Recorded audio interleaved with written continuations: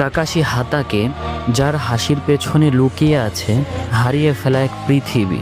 সবাই তার মুখ দেখার কৌতূহল নিয়ে মেতে থাকতো, কিন্তু কেউ কখনো জানতে চায়নি কেন সে মুখ ঢেকে রাখে। তার মুখোশের পিছনে লুকোনো ছিল শুধু একটা মুখ নয়, লুকোনো ছিল অসহ্য এক যন্ত্রণা।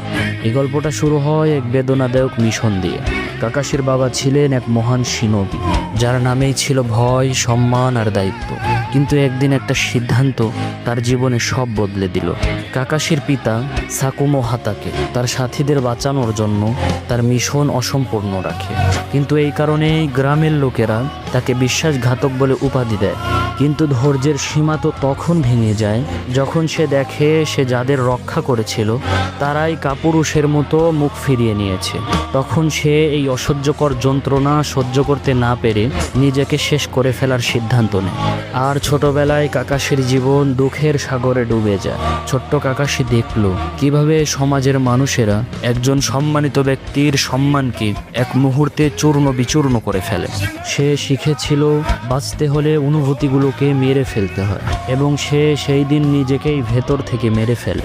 বন্ধু অবিটো তাকে শিখিয়ে গিয়েছিল বন্ধুদের ফেলে যাওয়া শিনবি নয়, সে একজন নিকৃষ্ট ব্যক্তি। আর সেই কথা বুকে নিয়েই সে বাঁচে প্রতিদিন। শুধু এই ব্যথাতেই সীমাবদ্ধ ছিল না তার জীবন, তার ভালোবাসার মানুষ তারই হাতে নিহত হয়। আর ঠিক সেই মুহূর্তেই কাকাশির আত্মা চিরদিনের জন্য নিঃশব্দ হয়ে যায়। সে হেসেছে যাতে অন্যরা তার কান্না শুনতে না পায়। সে বই পড়েছে যাতে তার ভাঙা হৃদয়টা কেউ না দেখে। তার শারিঙ্গান দিয়ে সে হাজারটা জাদু শিখেছে, কিন্তু সে নিজের যন্ত্রণা ভুলে যাওয়ার জাদু কোনোদিন শিখতে পারেনি।